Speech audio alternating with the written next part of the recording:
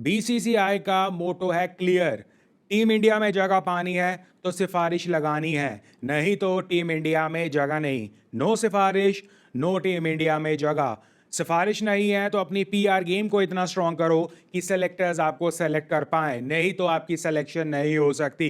और बेशरम बीसीसीआई इस तरह अपना मुंह बंद कर कर फेविकोल का जोड़ लगाकर बैठी है इंडिया पाकिस्तान के मैच या इंडिया पाकिस्तान के एशिया कप में खेलने के ऊपर कि क्या कहें।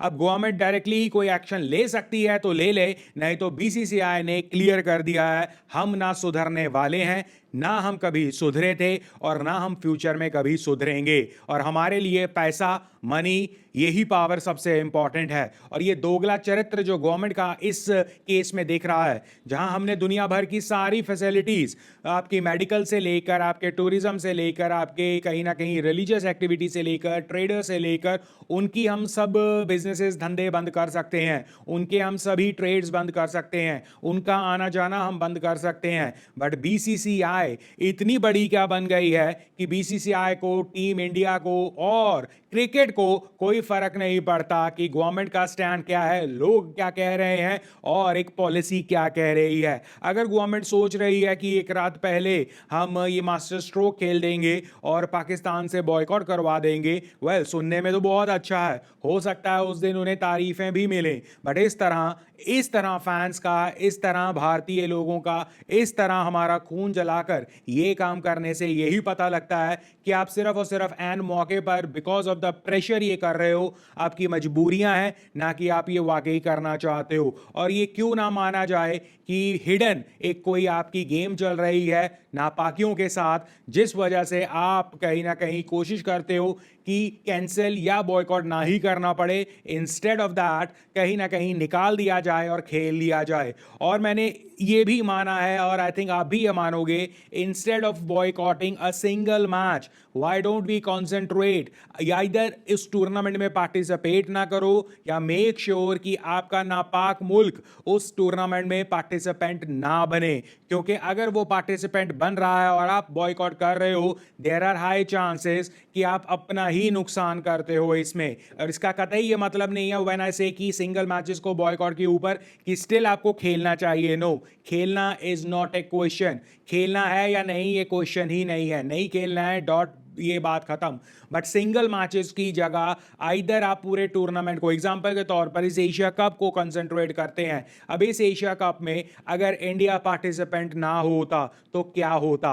वेल, तो इस एशिया कप में कहीं ना कहीं आप ये मानते कि इसकी ना कोई औकात है, ना ये किसी भी तरह इस एशिया कप को सक्सेसफुली करवा सकते हैं। और मुझे कोई डाउट नहीं है कि मेजॉरिटी ऑफ द टीम्स, जो ढंग की टीम्स हैं, वो भी कह देती अगर एशिया ही नहीं या एशिया कप में इंडिया ही नहीं है तो एशिया कप का मतलब ही क्या है। और वहां पर आप कहीं ना कहीं एक स्ट्रॉन्ग टीम के तौर पर एक स्ट्रॉन्ग नैरेटिव ला सकते थे कि अगर आपको इंडिया को खिलाना है, पाकिस्तान को बाहर करना होगा और फिर ये एशिया कप पॉसिबल होगा। और एशिया कप होता, क्योंकि ऐसा नहीं है कि अफगानिस्तान और इंडिया का मैच कहीं भी किसी भी क्रिकेटिंग लिहाज से कम होने वाला है। ऐसा नहीं है श्रीलंका के साथ इंडिया के मैचेस कुछ कम है, ऐसा नहीं है बांग्लादेश, हालांकि मैं तो बांग्लादेश के अगेंस्ट भी ये मानता हूं कि कहीं ना कहीं आपको स्ट्रॉन्ग कदम उठाने चाहिए। But Bangladesh time and time कभी ना कभी अपनी गलतियां रियलाइज करता है, या बांग्लादेश के अगेंस्ट अभी फिलहाल एक दुश्मन हमने रखा हुआ है,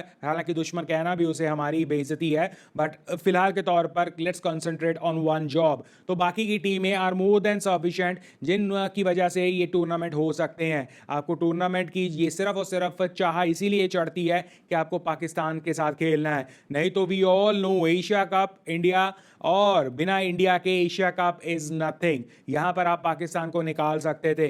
बट जो हिडन एजेंडा बीसीसीआई की तरफ से दिखता है, आइदर इनकी खुद की ऊपर की कमाई इन मैचेस में से निकलनी है और इन्हें उस चीज का बहुत लालच है, या फिर कोई हिडन एजेंडा चल रहा है जिसमें आई एम श्योर ये नापाक देश वाले, ये बीसीसीआई में जो पार्टिसिपेंट हैं, इनकी बैक चैनल से कहीं ना कहीं आउट ऑफ दी कंट्रीज में इन्हें कुछ ना कुछ फेवर करते हैं। नहीं तो इंडिया में इतनी दिलचस्पी पाकिस्तान के साथ खेलने के लिए आई डोंट थिंक सो होती है। बट खैर, ये बेशरम हटेंगे नहीं। और लेजेंड्स ने रिसेंटली, आपको याद होगा, लेजेंड्स ने कह दिया था कि हम नहीं खेलेंगे। उसमें से भी what I have come to know कि obviously with the internet help, कि वहां पर भी बिकॉज ऑफ द शायद अफरीदी फैक्टर टीम ने डिसाइड किया था कि शायद अफरीदी खेलेगा तो हम नहीं खेलेगा। तो ये एक तरह से बिल्कुल ही पागलों वाली हरकत है। आप शाहिद अफरीदी कौन है? शाहिद अफरीदी कोई नहीं है। वो बंदे के नाम पर यार रिकॉर्ड है 0-0 मारने के। उस बंदे की ओडीआई एवरेज मुझे लगता है 35 से कम है। वो बंदा एक बैट्समैन के या एक ऑलराउंडर के तौर पर आया था और बॉलर के तौर पर बना रह गया। बेसिकली आप Shahid Afridi who is he is nothing. आप शाहिद अफरीदी के नाम पर नहीं, आप पाकिस्तान को बॉयकॉट कर रहे हो, आप पाकिस्तान के साथ नहीं खेल रहे हो। और उसमें भी आप एक बंदे का नाम लेकर, उसमें भी शिखर धवन की तारीफ करनी होगी। वो पहले से उसने अपना स्टांस क्लियर कर दिया था। बट बाकी टीम की तो ऐसा लगा कि शायद अफरीदी की वजह से मजबूरी हो गई और शायद अफरीदी को उन्होंने निकाला नहीं बाहर उस टूर्नामेंट से, और इसलिए टीम इंडिया और वो टूर्नामेंट हुआ नहीं। But whatever it was, reason कुछ भी हो, आप लोग वहां पर खेलने गए थे इज मोर देन सफिशिएंट बताने के लिए कि आपको ऑन द फर्स्ट प्लेस कोई दिक्कत नहीं थी। चाहे वो कोई पॉलिटिकल वाला क्रिकेटर हो या पॉलिटिकल पार्टीज को रिलेटेड क्रिकेटर हो, चाहे वो नॉर्मल, आप वहां पर खेलने गए थे। दैट मींस आपको टूर्नामेंट खेलने में दिक्कत नहीं है। और आपने उस मैच को बायकॉट ऑब्वियसली प्रेशर के ऊपर किया। वही चीज अगर आप सीनियर टीम या मेन टीम के ऊपर, टीम इंडिया के ऊपर करने की सोच रहे हो, इसमें आप कहीं ना कहीं अपना नुकसान ही करवाते हो। क्योंकि आपने देखा वो लेजेंड्स लीग में फाइनल पाकिस्तान ने खेला, और अगर वो फाइनल जीत जाते गलती से तो क्या? सो बेसिकली हम अपना नुकसान क्यों करवा रहे हैं? हम पाकिस्तान को कंप्लीटली बॉयकॉट क्यों नहीं करवा रहे हैं? हम क्यों उन्हें टूर्नामेंट में पार्टिसिपेट होने का वो पैसा, वो सारा जो इंजॉयमेंट वो उनकी होती है वो करने दे रहे हैं? हम क्यों एक स्ट्रॉन्ग एंड स्ट्रिक्ट और क्लियर मैसेज नहीं दे रहे हैं? और एक सिंपल सी बात है, क्या वो मेडिकल वाले लोग जो इंडिया में पाकिस्तान से आते हैं और अपना इलाज करवाने की कोशिश करते हैं, क्या वो उनसे बड़ा है क्रिकेट? क्योंकि आपने उन मेडिकल लोगों को भी वापस भेज दिया है, आप उन्हें वेलकम नहीं कर रहे हो। तो क्या मतलब इंसानी जिंदगियों से जो चले गई और जो शायद जा सकती हैं आपके इलाज ना देने की वजह से, क्या उससे बड़ा हो गया है क्रिकेट? This is shameful. अब बात करते हैं एशिया कप का स्क्वाड जो आया है, जिसमें हमने शुरू बात की थी कि सिफारिश नहीं तो जगह नहीं। और सबसे प्रमुख बातें जो इस स्क्वाड में हमें दिखी हैं, हालांकि अगेन टीम इंडिया का स्क्वाड कुछ इस तरह होता है कि मेजॉरिटी ऑफ द लोग अपने आप को सिलेक्ट अपने आप कर लेते हैं। बट वहां पर एक चीज हमें देखनी होगी, जो मेजॉरिटी ऑफ द लोग अपने आप को सेलेक्ट कर लेते हैं, एग्जांपल के तौर पर Hardik Pandya was suppose to be our captain, और टीम इंडिया का कैप्टन शुड आई से 2020 में वो किस खूबसूरती से उनकी जगह सूर्य कुमार यादव को लगाया गया, किस खूबसूरती से आपके अक्षर पटेल आए और वाइस कैप्टन बने, और किस खूबसूरती से ऑल ऑफ अ सडन हमें पता लगता है कि अब शुभमन गिल वाइस कैप्टन बनेंगे। कैसे हर्षित राणा को इस टीम में मिल जाती है जगह, कैसे शुभमन गिल इस टीम में ऑल ऑफ अ सडन आ जाते हैं? ये कुछ क्वेश्चंस हैं जो हमें रेज करने होंगे। क्योंकि let's talk about Surya Kumar Yadav captain. चलिए, उनके ऊपर कैप्टनसी के ऊपर हम ये कह सकते हैं he is the best batsman, और कैप्टनसी को कंटिन्यूएशन में लगा रहे हैं। और इस फैक्टर को हम भूल जाते हैं कि हार्दिक पांड्या वाज द वन जो कंटिन्यूएशन में चल रहे थे, बट अब सूर्य कुमार यादव है। चलो कोई बात नहीं, अपने आप को वो सिलेक्ट करते हैं। सूर्य कुमार यादव के बाद शुभमन गिल एक आप टीम में सिलेक्शन हो रही है, वो वाला फैक्टर। अब क्या T20 में शुभमन गिल की एंट्री हो सकती थी? I don't think so. Test matches एक अलग बात होती है। टेस्ट मैचेस में आप शुभमन गिल को बार बार ट्राई करना चाह रहे थे, आप एक दो सीरीज और देना चाह रहे थे, और टेस्ट मैचेस में आपको कहीं ना कहीं ऋषभ पंत को नहीं देनी थी कैप्टनसी, तो आपने शुभमन गिल के साथ एक तुक्का खेल लिया, वो तीर में बदल गया। आने वाले 2-3 सीरीज बहुत इंपॉर्टेंट होंगी शुभमन गिल की, और अगर वो इन 2-3 सीरीज में भी अच्छा प्रदर्शन कर लेते हैं तो ऑब्वियसली शुभमन गिल की बल्ले बल्ले हो जाएगी। बट शुभमन गिल का वो जो तुक्का लिया गया था टेस्ट मैचेस में, क्योंकि उनकी शायद टेस्ट मैचेस में भी जगह नहीं बनती थी, बट चांस लिया गया, वो चांस में 100 आउट ऑफ 100 होके पास हो गए, बैटिंग में रन्स आ गए, दिस एंड दैट, तो वो उनके लिए तारीफ वाली बात है। बट एक टाइम पर आप मानते थे कि हर फॉर्मेट का एक स्पेशलिस्ट बैट्समैन प्लेयर होना चाहिए।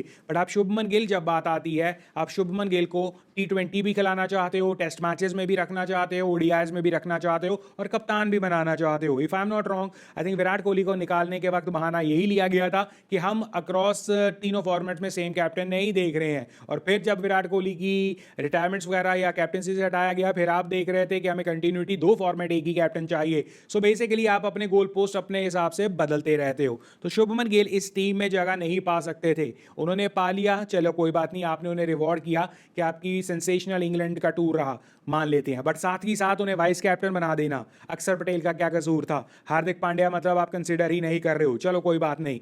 शुभमन गिल को वाइस कैप्टन बनाने का यह भी मतलब है कि आप टॉप 3 में आप शुभमन गिल को देख रहे हो, आपने कंपलसरी कर दिया है टीम के लिए कि शुभमन गिल को टॉप 3 में डालो।